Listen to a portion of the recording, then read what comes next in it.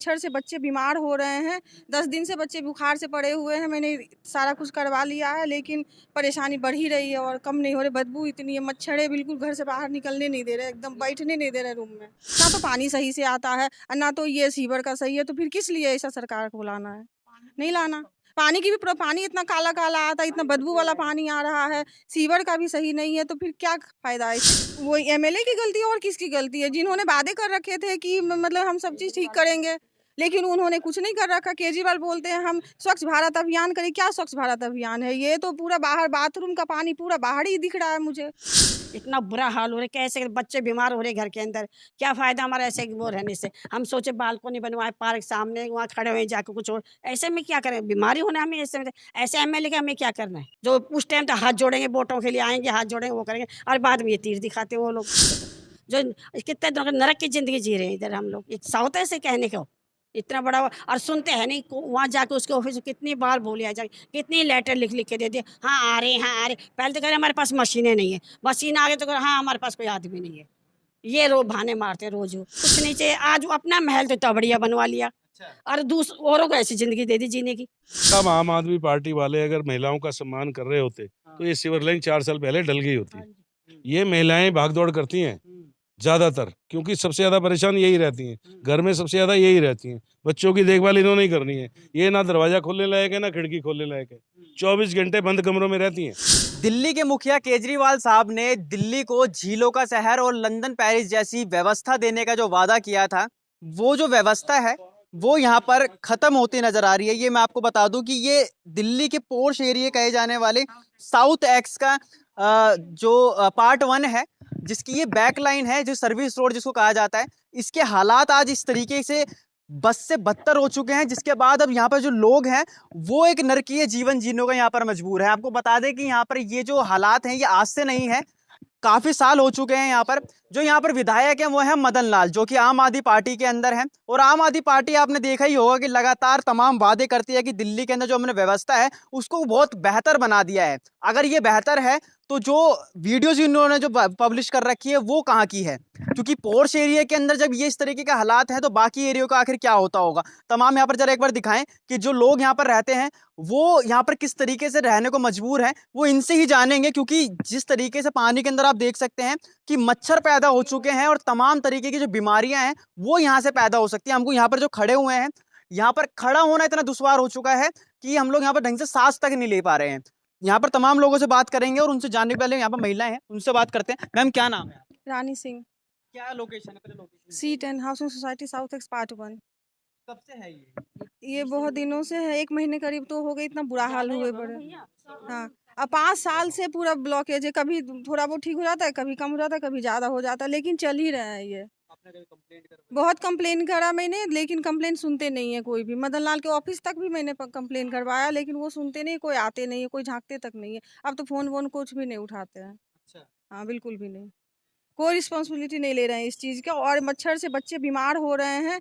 10 दिन से बच्चे बुखार से पड़े हुए हैं। मैंने सारा कुछ करवा लिया है, लेकिन परेशानी बढ़ ही रही है और कम नहीं हो रही। बदबू इतनी है, मच्छर बिल्कुल घर से बाहर निकलने नहीं दे रहे, एकदम बैठने नहीं दे रहे रूम में। रात के सोना दिन पोर्श एरिया कहा जाता है दिल्ली का इसको, लेकिन उसके अंदर इस तरीके के हालात। बिल्कुल बिल्कुल हालात इतना बेकार है, ये तो लगता ही नहीं है पॉश एरिया। इससे अच्छा तो कहीं झुग्गी झोपड़ी में रह लो, वो ज़्यादा बेटर लगता है। लेकिन ये हालत जो हो रखे हैं यहाँ के, मुझे तो बिल्कुल ही लग रहा है एकदम सहन लायक नहीं है ये।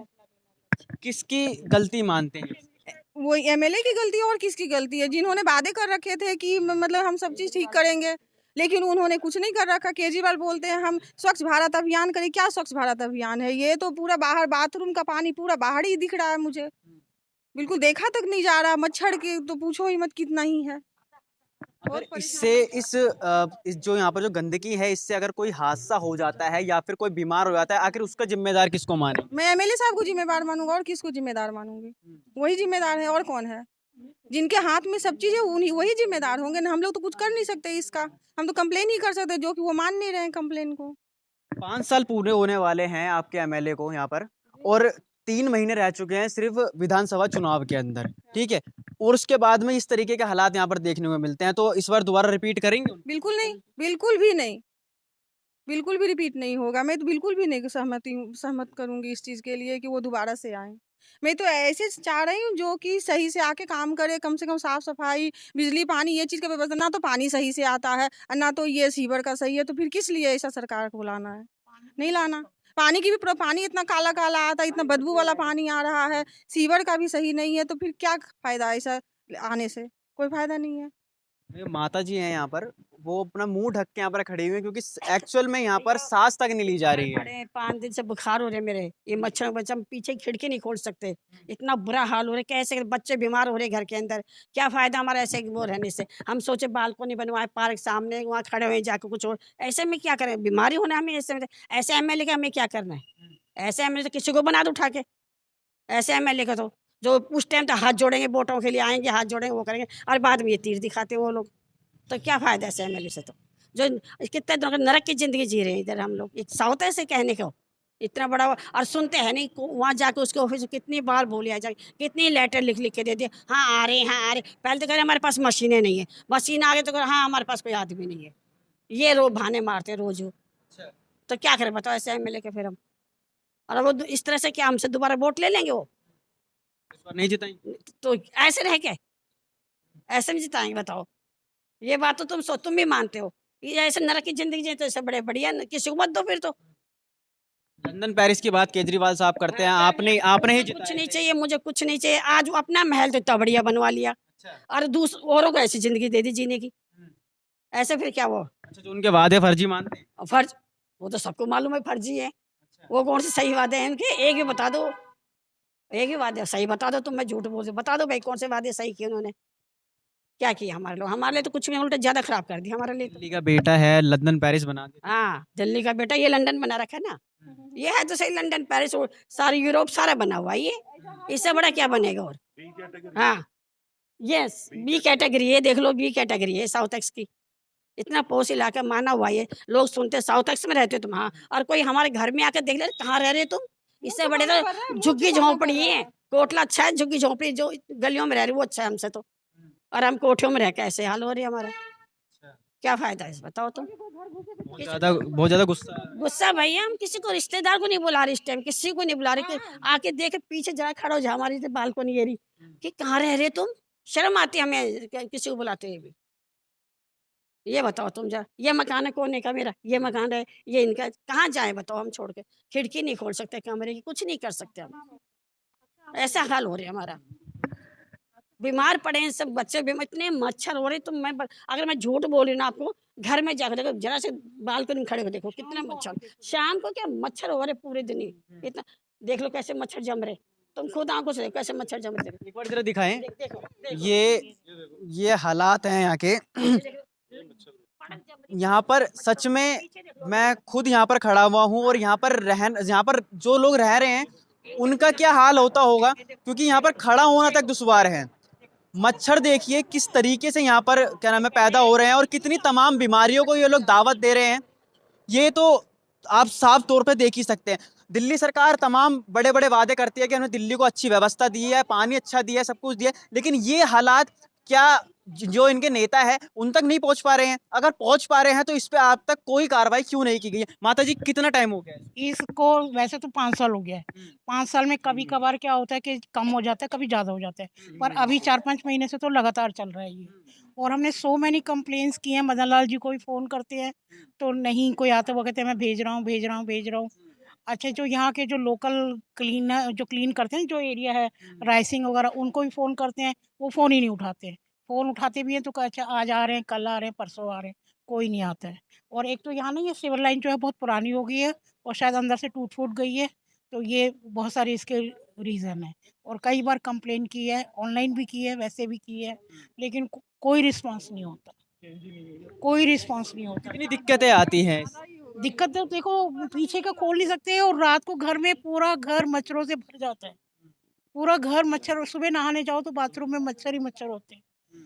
मतलब खाना मुश्किल है, सोना मुश्किल है, कैसे मतलब आदमी जिए? किचन में काम करो तो इतने मच्छर है, पूरे घर में मच्छर मच्छर। इस मतलब हम अपने घर का आधा हिस्सा यूज कर रहे हैं, फ्रंट साइड का, मतलब पीछे का हिस्सा तो समझ लो यूज ही नहीं कर पा रहे हैं, इतने ज्यादा मच्छर हैं।